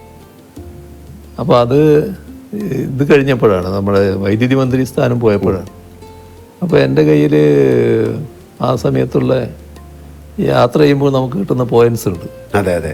അപ്പോൾ അത് ഉപയോഗിച്ചാണ് ഇവിടത്തേക്ക് പോകുന്നത്. ഭയങ്കര കഥ അതിനെപ്പറ്റി. ഞാൻ യാത്ര പോകേണ്ട താമസം എന്തോ ആരും ഇതേവരെ യാത്ര ചെയ്യാത്ത പോലെ ഭയങ്കരമായ വാർത്തകൾ വന്നു. പക്ഷേ അത് നല്ല ആസ്വദിച്ച യാത്രയായിരുന്നു. ഈ വാർത്ത വന്നു എന്നുള്ളത് കൊണ്ട് വല്ലാതെ വിഷമമൊന്നും എനിക്ക് അന്നുമില്ല, ഇപ്പോഴും ഇല്ല. അതാണ് അതിൻ്റെ രീതി. ആ യാത്ര നല്ല യാത്രയായിരുന്നു. അങ്ങനെ സിനിമകളൊക്കെ കാണുന്ന ആളാണ്, മലയാള സിനിമകളൊക്കെ കാണുന്നതാണ്. അങ്ങനെ മലയാള സിനിമയിൽ ഏറ്റവും പ്രിയപ്പെട്ട ഒരു കഥാപാത്രം ഏതാണെന്ന് ചോദിച്ചു കഴിഞ്ഞാൽ അങ്ങേക്ക് പറയാൻ പറ്റും? അത് അങ്ങയുടെ ജീവിതത്തിൽ എന്തെങ്കിലും ഒരു പ്രതിഫലിക്കുന്ന ഒരു കഥാപാത്രമുണ്ടോ? അല്ല, മലയാള സിനിമയിൽ ധാരാളം കഥാപാത്രങ്ങൾ നമ്മൾ ഓർത്തു വെക്കുന്നവരായിട്ടുണ്ടല്ലോ. ഒരു സാമൂഹ്യ പ്രതിബദ്ധതയുള്ള ഒരു കഥാപാത്രം അങ്ങയുടെ തന്നെയാണെന്ന് എനിക്ക് തോന്നുന്നത്. ഒരു മെഡിക്കൽ വിദ്യാർത്ഥിയായിട്ട് ചേർന്നിട്ട് ആ മെഡിക്കൽ വിദ്യാർത്ഥി റാഗിങ്ങിന് നേതൃത്വം കൊടുത്ത് അമൃതം ഗമയ MT എഴുതിയത് അല്ലേ? ഹരിഹരൻ. അതെ, ഹരിഹരൻ. അപ്പോൾ അതിനകത്ത് പിന്നെ നിങ്ങളാണ് ആ പിന്നെ ഇതായിട്ട് വരുന്നത്. അപ്പോൾ അവിടെ മാതൃകാ ഡോക്ടറായിട്ടാണ് പിന്നെ പ്രവർത്തിക്കാൻ ശ്രമിക്കുന്നത്. നിങ്ങൾക്ക് ഒരുപാട് നഷ്ടങ്ങൾ സംഭവിക്കുന്നുണ്ട്. പക്ഷെ അതൊന്നും പിന്നെ അവരിങ്ങനെ മുഖവിലക്കെടുക്കാതെ നിങ്ങളുടെ ആശയത്തിൽ തന്നെ ഉറച്ചു നിൽക്കുന്നു. ഒരു നല്ല സാമൂഹ്യ പ്രതിബദ്ധതയുള്ളൊരു കഥാപാത്രമായിരുന്നു. ഞാൻ അങ്ങോട്ട് ചോദിക്കാൻ, മോഹൻലാൽ സിനിമകളിൽ അങ്ങേക്ക് ഏത് കഥാപാത്രത്തിനോടാണ് താല്പര്യം? ഇപ്പം അത് അങ്ങ് പറഞ്ഞു കഴിഞ്ഞു. ഇതാണ് നല്ല ഇതായിട്ട് എനിക്ക് തോന്നിയത്. ഇതൊരു ഏതെങ്കിലും ഒരു സിനിമ സീൻ അത് അങ്ങ് യഥാർത്ഥ ജീവിതത്തിൽ പ്രയോഗിക്കാൻ ശ്രമിച്ചിട്ടുണ്ടോ, സാധിച്ചിട്ടുണ്ടോ? അല്ല, അങ്ങനെ ഞാൻ ചോദിക്കാറില്ല. ഇല്ല. പക്ഷേ ചില രംഗങ്ങൾ കാണുമ്പോൾ നമ്മുടെ ജീവിതവുമായിട്ട് ബന്ധപ്പെട്ട് ചില കാര്യങ്ങൾ താരതമ്യപ്പെടുത്താറുണ്ട്, ഓർക്കാറുണ്ട്. ഇതൊരു ഒരു സിനിമയിൽ അഭിനയിക്കാൻ അങ്ങേക്ക് ഒരു ക്ഷണം വന്നാൽ എന്ത് തരത്തിലുള്ള റോളുകൾ ചെയ്യാനായിരിക്കും ഇഷ്ടം? അല്ല, അതിന്റെ കാലം കഴിഞ്ഞല്ലേ. അല്ലല്ല, അങ്ങനെയൊന്നുമല്ല. ആ, ഇനിയിപ്പോ അതിന്റെ കാലം കഴിഞ്ഞല്ലോ. അത് ഇതിനു മുമ്പായി കുറച്ചുകൂടെ മുമ്പായിരുന്നെങ്കിൽ ചിലപ്പോൾ ഇപ്പൊ ആകെ പറ്റുന്ന റോളൊന്നല്ലേ ഉള്ളൂ. പ്രായമുള്ള ഒരാളുടെ റോൾ അതല്ലേ പറ്റും. അതായത് ഇപ്പൊ ഞാൻ എന്നോട് അല്ലെങ്കിൽ മമ്മൂട്ടിക്ക, കമലഹാസനോടൊക്കെ അങ്ങേക്ക് ഒരു നല്ല സൗഹൃദമാണ്. ഞാൻ കഴിഞ്ഞ ദിവസം എൻ്റെ ഒരു സുഹൃത്ത് രഹസ്യമായിട്ട് പറഞ്ഞു, മുഖ്യമന്ത്രിക്ക് വളരെ ഇഷ്ടപ്പെട്ട സിനിമ രജനീകാന്തിൻ്റെയാണ്. അങ്ങേക്ക് കൂടുതൽ രജനീകാന്തിന് വലിയ ഇഷ്ടമുള്ള ഒരാളാണ്. അതൊരു ഘട്ടത്തിൽ അതായിരുന്നു എന്നുള്ളത് ശരിയാണ്. കാരണം നമ്മുടെ ടി വികളിൽ സിനിമകൾ ഇങ്ങനെ വരുന്ന കാലത്ത് KTV, അതെ അതെ, അപ്പൊ ആ കാലത്ത് അതിൽ ധാരാളം രജനി പടങ്ങൾ വരാറുണ്ട്. അതും ആക്ഷൻ സിനിമകൾ. ആക്ഷൻ പടങ്ങൾ പൊതുവിൽ ഞാൻ ആക്ഷൻ പടങ്ങൾ ഇഷ്ടപ്പെടുന്ന ഒരാളാണ്. അങ്ങയുടെ ആക്ഷൻ പടങ്ങൾ ഞാൻ ധാരാളം കണ്ടിട്ടുണ്ട്. എല്ലാവരുടെയും നിങ്ങളുമായിട്ടെല്ലാമുള്ള സൗഹൃദം കാത്തു സൂക്ഷിക്കുമ്പോൾ തന്നെ ഈ പടങ്ങളോടൊരു പ്രത്യേകത എനിക്ക് തോന്നിയിരുന്നു, പുള്ളിയുടെ ഒരു രീതികളോട്. അതെ, അതാണ് കൂടുതലും എനിക്ക് തോന്നുന്നത് അങ്ങേക്ക് അതൊരു ആക്ഷൻ സീനിനോടുള്ള താല്പര്യമാണ്. ഞാൻ നേരത്തെ പറയുകയായി, ഷണ്ട് സിനിമകളെ ഇഷ്ടപ്പെടുന്ന ഒരു വ്യക്തിത്വമാണ് സർ. ഈ സിനിമയിൽ ചിലപ്പോഴൊക്കെ പോലീസ് മർദ്ദനത്തിന് വിധേയനാകുന്ന കഥാപാത്രങ്ങളെ ഞാൻ അവതരിപ്പിച്ചിട്ടുണ്ട്. പക്ഷെ അതൊക്കെ ക്യാമറയ്ക്ക് മുന്നിലുള്ള അനുഭവമാണ്. പക്ഷെ ജീവിതത്തിൽ അത് ഒരുപാട് നേരിട്ട ഒരാളെന്ന നിലയ്ക്ക് അടിയന്തരാവസ്ഥക്കാലത്ത് നേരിടേണ്ടി വന്ന ക്രൂരമായ പോലീസ് മർദ്ദനം, ലോക്കപ്പിലെ ആ ഭീകരമായ രാത്രികൾ, പിന്നീട് ജയിൽവാസം, ഇതെല്ലാം ശേഷം ആ ചോര പുരണ്ട ഷർട്ട് ഉയർത്തിപ്പിടിച്ച് നിയമസഭയിൽ അങ്ങ് നടത്തിയ പ്രസംഗം ചരിത്ര പ്രസിദ്ധമാണ്. ആ ഷർട്ട് അന്ന് അങ്ങ് ഇന്ന് സൂക്ഷിക്കുന്നുണ്ടോ? ഇപ്പം എൻ്റെ കയ്യിലില്ല. ഇപ്പം എൻ്റെ കയ്യിലില്ല. പക്ഷെ അതുവരെ ഞാൻ സൂക്ഷിച്ചിരുന്നു. അതൊക്കെ ഒരു പ്രത്യേക അനുഭവത്തിലുള്ളതാണല്ലോ. നമ്മളെ ലോക്കപ്പിൽ ഞാനന്ന് ചെറുപ്പമാണ്, അതുകൊണ്ട് അതിനെ അതിജീവിക്കാൻ കഴിഞ്ഞു എന്ന് പറയാം. പക്ഷേ നമ്മുടെ അടിച്ച് തോല് പൊളിക്കുക എന്ന് പറയുന്നില്ലേ, എൻ്റെ ഈ ശരീരത്തിൻ്റെ തൊലി പൊളിഞ്ഞു പോയിരുന്നു. ഈ അടി കൊണ്ടിട്ട് നീര് കെട്ടിയിട്ട് അതിൻ്റെ ആ തൊലി പോയിട്ട് വേറെ തൊലി വന്നിരുന്നു. അങ്ങനത്തെ ഒരു അവസ്ഥയുണ്ടായിരുന്നു. അത് അത്തരത്തിലുള്ളതായിരുന്നു തല്ല്. പിന്നെ ഈ ഒരു മിന്നലിങ്ങനെ വരും. ഈ അടി ഈ ഭാഗത്തൊക്കെ കൊണ്ടാൽ കണ്ണിൽ ഒരു മിന്നുന്ന പോലെ തോന്നും. അങ്ങനെയൊക്കെയുള്ള തല്ലായിരുന്നു അത് വളരെ വളരെ കടുത്ത മർദ്ദനായിരുന്നു. അല്ല, ആഭ്യന്തര വകുപ്പിൻ്റെ ചുമതലയുള്ള മുഖ്യമന്ത്രിയായി ഭരണം നടത്തുമ്പോൾ അന്ന് പോലീസ് മർദ്ദനമേറ്റ് കിടന്ന 28-29 വയസ്സുകാരൻ ഓർമ്മയിൽ വരാറുണ്ടോ? കാര്യം ശരീരത്തിലെ മുറിവിനേക്കാൾ വലിയ പോറലുകൾ അന്ന് മനസ്സിലേറ്റിട്ടുണ്ടെന്ന് നിങ്ങൾക്കറിയാം. ആ മാനസികാവസ്ഥ ഇന്ന് തിരിഞ്ഞു നോക്കുമ്പോൾ എങ്ങനെയാണ് അങ്ങ് വിലയിരുത്തുന്നത്? അല്ല, അത്തരം ഒരവസ്ഥ ഉണ്ടാകാതിരിക്കുക എന്നുള്ളതാണ് പൊതുവിൽ ഞാൻ ആഗ്രഹിക്കുന്നത്. അതുകൊണ്ട് തന്നെ ലോക്കപ്പിലുള്ള മർദ്ദനത്തോട് ഒരു ദയയും കാണിക്കാറില്ല. അത്തരം ഉദ്യോഗസ്ഥരോട് കടുത്ത സമീപനം സ്വീകരിക്കുന്ന നിലയാണ് സ്വീകരിച്ചു പോകാറ്. ഏതെങ്കിലും തരത്തിൽ ഒരു ലോക്കപ്പ് മർദ്ദനത്തിൻ്റെ ഭാഗമായിട്ട് ഒരാൾ മരണപ്പെട്ടു എന്നൊരു കേസ് വന്നാൽ നമ്മളത് ഇവിടെ പോലീസ് അന്വേഷിക്കാൻ പാടില്ല എന്നുള്ള നില തന്നെ എടുത്തിരിക്കുകയാണ്. അത് ഉടനെ CBIക്ക് കൊണ്ടുവന്നതാണ്. കാരണം ഇവിടുത്തെ ഏജൻസി തന്നെ അന്വേഷിക്കാൻ പാടില്ല എന്ന നിലപാടാണ് എടുത്തിട്ടുള്ളത്. അത് ആ നില തന്നെ സ്വീകരിച്ചു പോവുകയാണ്. അതെല്ലാം ഇതിൻ്റെ ഭാഗം തന്നെയാണ്. അത് നിസ്സഹായരായ മനുഷ്യനെ ക്രൂരമായി മർദ്ദിക്കുന്നതിനോട് ഒരു തരത്തിലും യോജിക്കാനാവില്ല.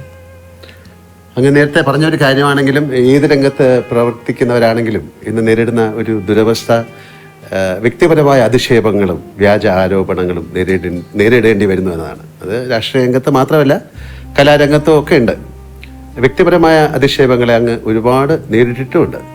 ഇങ്ങനെ പതരാതെ നേരിടാൻ പ്രാപ്തനാക്കിയത് അങ്ങയുടെ രാഷ്ട്രീയ പശ്ചാത്തലമാണോ, അത് മറ്റു ജീവിതാനുഭവങ്ങളാണോ? അത് നമ്മുടെ മനസ്സെപ്പോഴും ക്ലീൻ ആയിരിക്കണം. നമ്മുടെ മനസ്സിലൊരു കുറ്റബോധം ഉണ്ടാകരുത്.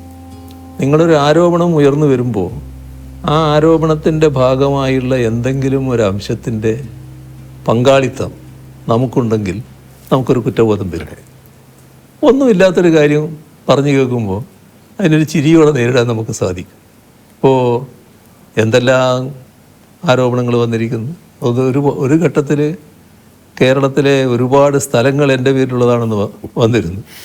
ഒരു വീട് തന്നെ കാണിച്ചുകൊണ്ട് അത് എൻ്റെ വീടാണ് എന്ന് മറ്റൊരാളുടെ വീട് എൻ്റെ വീടാണെന്ന് കാണിച്ചുകൊണ്ട് വാർത്തകൾ വന്നു. ആ വീട്ടുടമ തന്നെയാണ് എന്നെ അറിയിക്കുന്നത്, ഇതെൻ്റെ വീടാണ്, നിങ്ങളുടെ വീടല്ല, ഇങ്ങനെയാണ് വാർത്ത വന്നിട്ടുള്ളത്.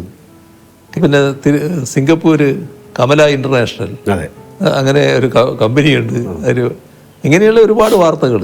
അപ്പോൾ അതൊന്നും നമ്മളെ ബാധിക്കുന്നില്ല, ഒരു തരത്തിലും ബാധിക്കേണ്ട കാര്യമില്ല.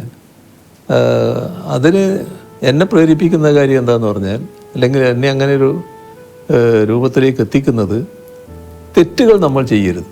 എൻ്റെ പൂർണ്ണമായ വിശ്വാസം ഇതേവരെയുള്ള എൻ്റെ ജീവിതത്തിൽ എന്തെങ്കിലും തരത്തിലുള്ള ഒരു തെറ്റ് ഞാൻ ചെയ്തു എന്ന് എനിക്ക് ബോധ്യമില്ല.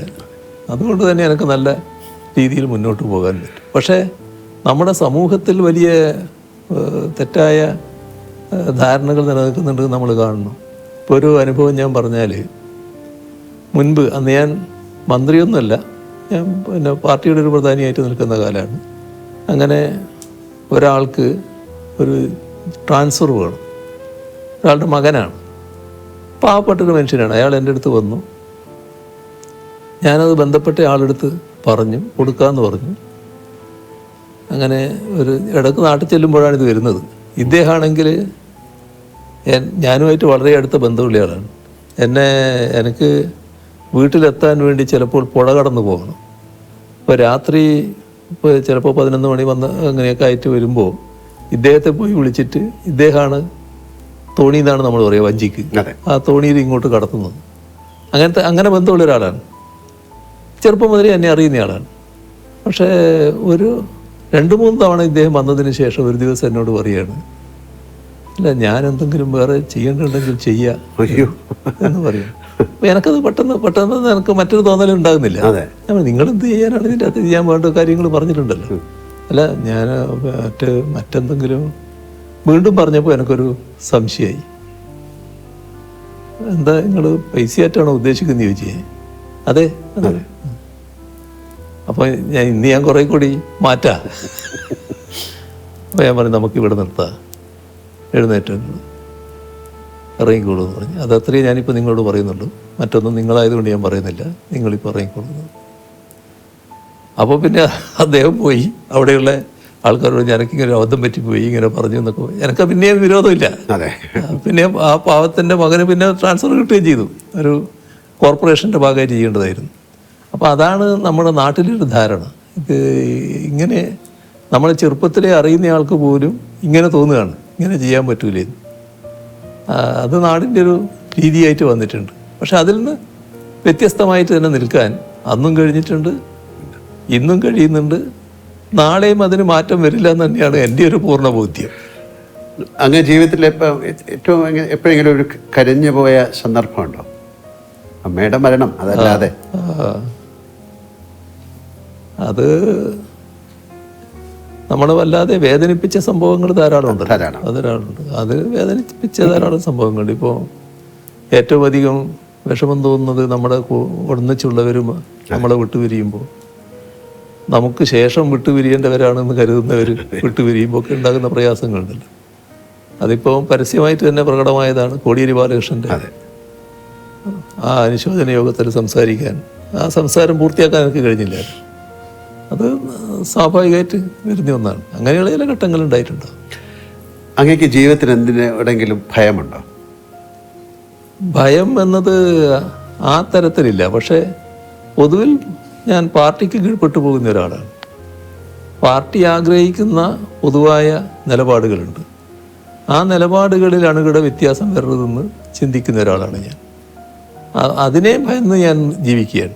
അങ്ങനെയൊരു ഭയമുണ്ട് എന്ന് വേണമെങ്കിൽ പറയാം. മറ്റ് തരത്തിലുള്ള ഭയം എന്നെ അധികം ബാധിക്കാറില്ല. ജീവിതത്തിലെ എന്തിൻ്റെയെങ്കിലും പേരിൽ അങ്ങ് പശ്ചാത്തപിച്ചിട്ടുണ്ടോ? പശ്ചാത്തപിക്കേണ്ടി വന്നിട്ടുള്ളൊരു ഘട്ടം പറഞ്ഞാൽ, എൻ്റെ ഒരു കോളേജ് പഠനകാലത്ത് ഒരു സുഹൃത്തുണ്ടായിരുന്നു, നല്ല അടുത്ത സുഹൃത്താണ്. അപ്പോൾ ആ വിദ്വാൻ നല്ല വലിയ കാശുള്ള ആളാണ്, സായിപ്പിൻ്റെ മകനായിട്ടുള്ള ആളാണ്. അപ്പോൾ അതിൻ്റെ ഭാഗമായിട്ട് തന്നെ കാശ് ധാരാളമുണ്ട്.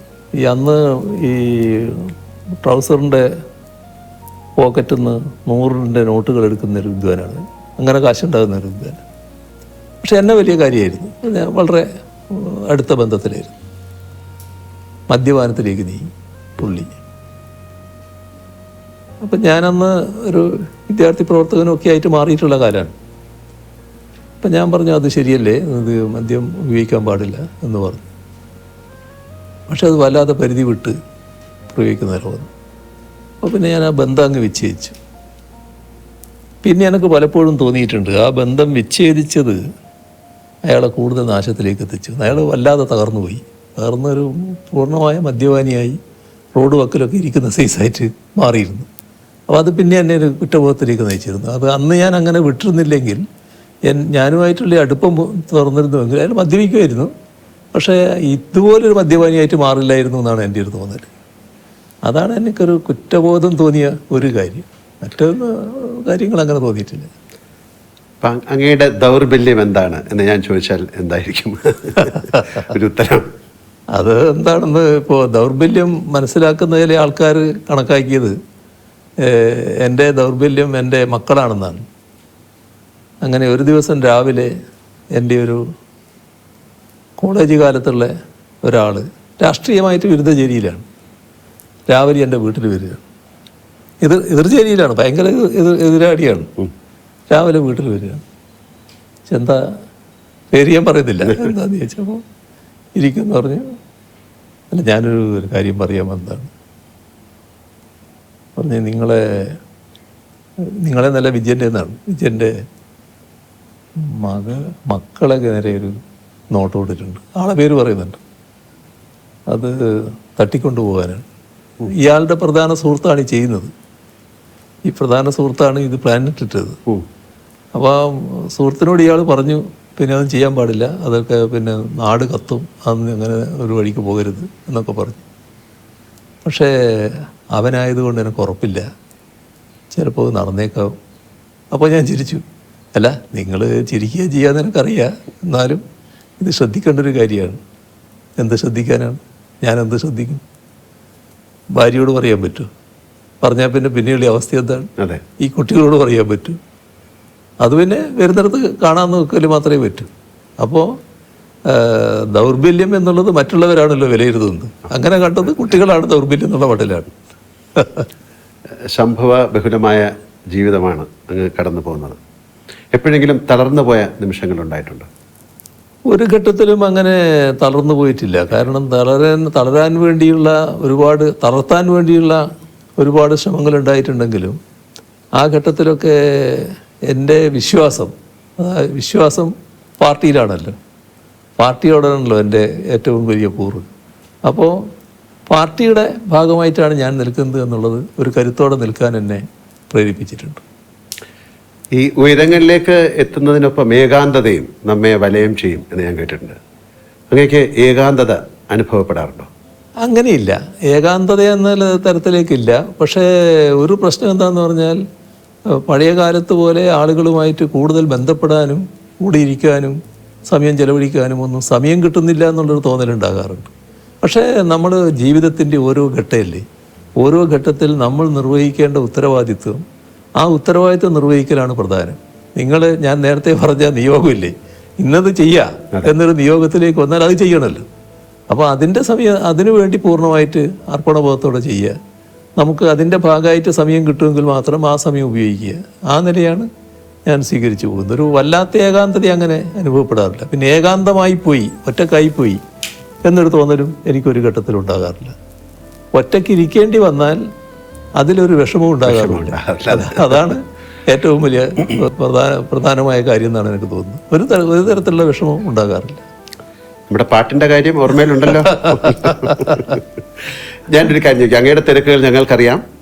ഒരു ദിവസത്തേക്ക് അങ്ങേ ആരും തിരിച്ചറിയില്ലെന്നും മുഖ്യമന്ത്രി അല്ലെന്നും കരുതുക. കേരളത്തിലെ ഏത് സ്ഥലത്ത് പോയി സമാധാനമായിരുന്ന് ഒരു ചായ കുടിക്കാനാണ് അങ്ങ് ആഗ്രഹിക്കുന്നത്? അല്ല, അത് ഏറ്റവും ഇഷ്ടപ്പെടുന്ന സ്ഥലം എൻ്റെ വീട് തന്നെയാണല്ലോ. അവിടെ പോയിരിക്കുക, സ്വസ്ഥമായിട്ടിരിക്കുക.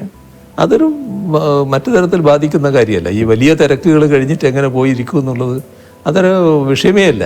അത് നല്ല നിലക്ക് പോകാൻ കഴിയുമെന്നാണ് എനിക്ക് തോന്നുന്നത്. അധികം ആർക്കും അറിയാത്ത ഭരിത പ്രിയനായ ശ്രീ പിണറായി വിജയൻ ഉണ്ടോ?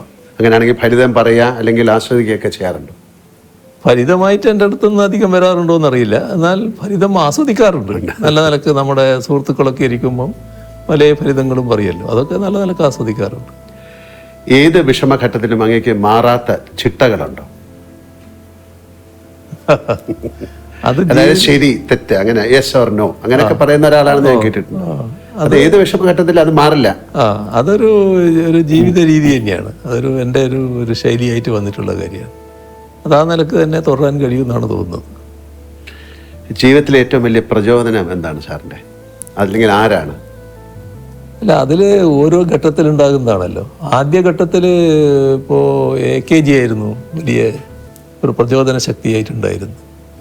പിന്നെ അദ്ദേഹമായിട്ട് നല്ല ബന്ധത്തിലായി, നല്ല ബന്ധങ്ങൾ വന്നു. അങ്ങനെ പാർട്ടിയിൽ തന്നെ നല്ല നിലയിൽ ബന്ധപ്പെടുന്ന നില വന്നു. പിന്നെ അവരൊക്കെ ഒരു അധികായന്മാരാണല്ലോ. AKG EMS എന്നൊക്കെ പറഞ്ഞാൽ നമ്മുടെ കേരളത്തിലെ അധികായന്മാരാണ്. അവരൊക്കെ ഒരു റോൾ മോഡൽസ് ആയിരുന്നു. അതിനോടൊക്കെ നീതി പുലർത്താൻ കഴിഞ്ഞിട്ടുണ്ടെന്ന് തന്നെയാണ് എൻ്റെ ഒരു തോന്നൽ. ഈ പ്രളയവും കോവിഡും പോലുള്ള മഹാദുരന്തങ്ങൾ വന്നപ്പോൾ കേരളം ശ്രദ്ധിച്ചത് അങ്ങയുടെ വാക്കുകൾ ആയിരുന്നു. അതൊരു യാഥാർത്ഥ്യമാണ്. ഉള്ളിൽ ആദ്യമായി കഴിഞ്ഞ ജനങ്ങളിൽ ഇത്രയധികം ആത്മവിശ്വാസം പകരാൻ അങ്ങേക്ക് കഴിഞ്ഞത് എങ്ങനെയാണ്? ഇത് എന്താ പ്രത്യേകത എന്ന് പറഞ്ഞാൽ അതിനൊന്നും എനിക്ക് ഉത്തരം പറയാൻ കഴിയുന്ന കാര്യമല്ല.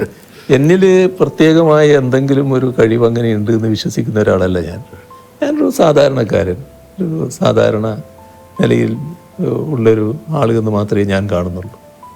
അതിൻ്റെ ഭാഗമായി ഇപ്പോൾ മറ്റു തരത്തിലെടുത്താൽ പല സമുന്നത വ്യക്തികൾക്കുള്ള തരത്തിലുള്ള വലിയ ഉയർന്ന വിദ്യാഭ്യാസം അല്ലെങ്കിൽ അതിൻ്റെ ഭാഗമായിട്ടുള്ള വലിയ ഭൗതിക ശേഷി അതൊന്നും ഉള്ള ഒരാളല്ല ഞാനൊരു സാധാരണക്കാരനെന്ന മട്ടിൽ ഞാൻ കാണുന്നുള്ളൂ.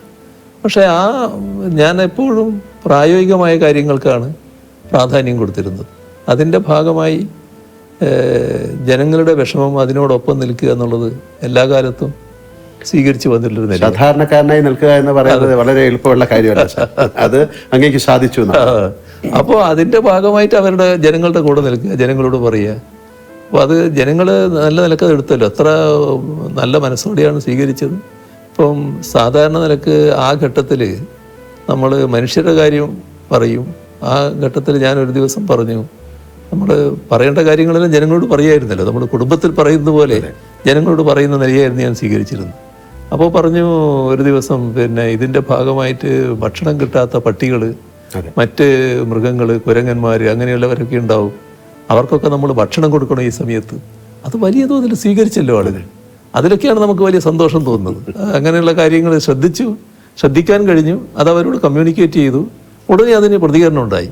അതേപോലെ തന്നെ കാർഷിക രംഗം, ഇത് നമുക്ക് വലിയ ഭക്ഷ്യക്ഷാമം അനുഭവപ്പെട്ടു പോകുമെന്ന് ശങ്കിക്കണം.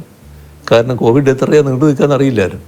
വല്ലാത്ത പ്രയാസം വന്നാൽ നമ്മൾ ഭക്ഷ്യക്ഷാമത്തിലേക്ക് പോകുമെന്നുള്ള ശങ്കയുണ്ട്. അതുകൊണ്ട് നിങ്ങൾ വീട്ടുപറമ്പിൽ ആവശ്യമായ കൃഷി ചെയ്യണമെന്നൊരു ദിവസം പറഞ്ഞു. അത് പറഞ്ഞ് കേൾക്കേണ്ട താമസം ചിലർ ഉടനെ മൺവെട്ടിയൊക്കെ എടുത്തിട്ട് കൃഷി ചെയ്യാൻ പുറപ്പെട്ടല്ലോ.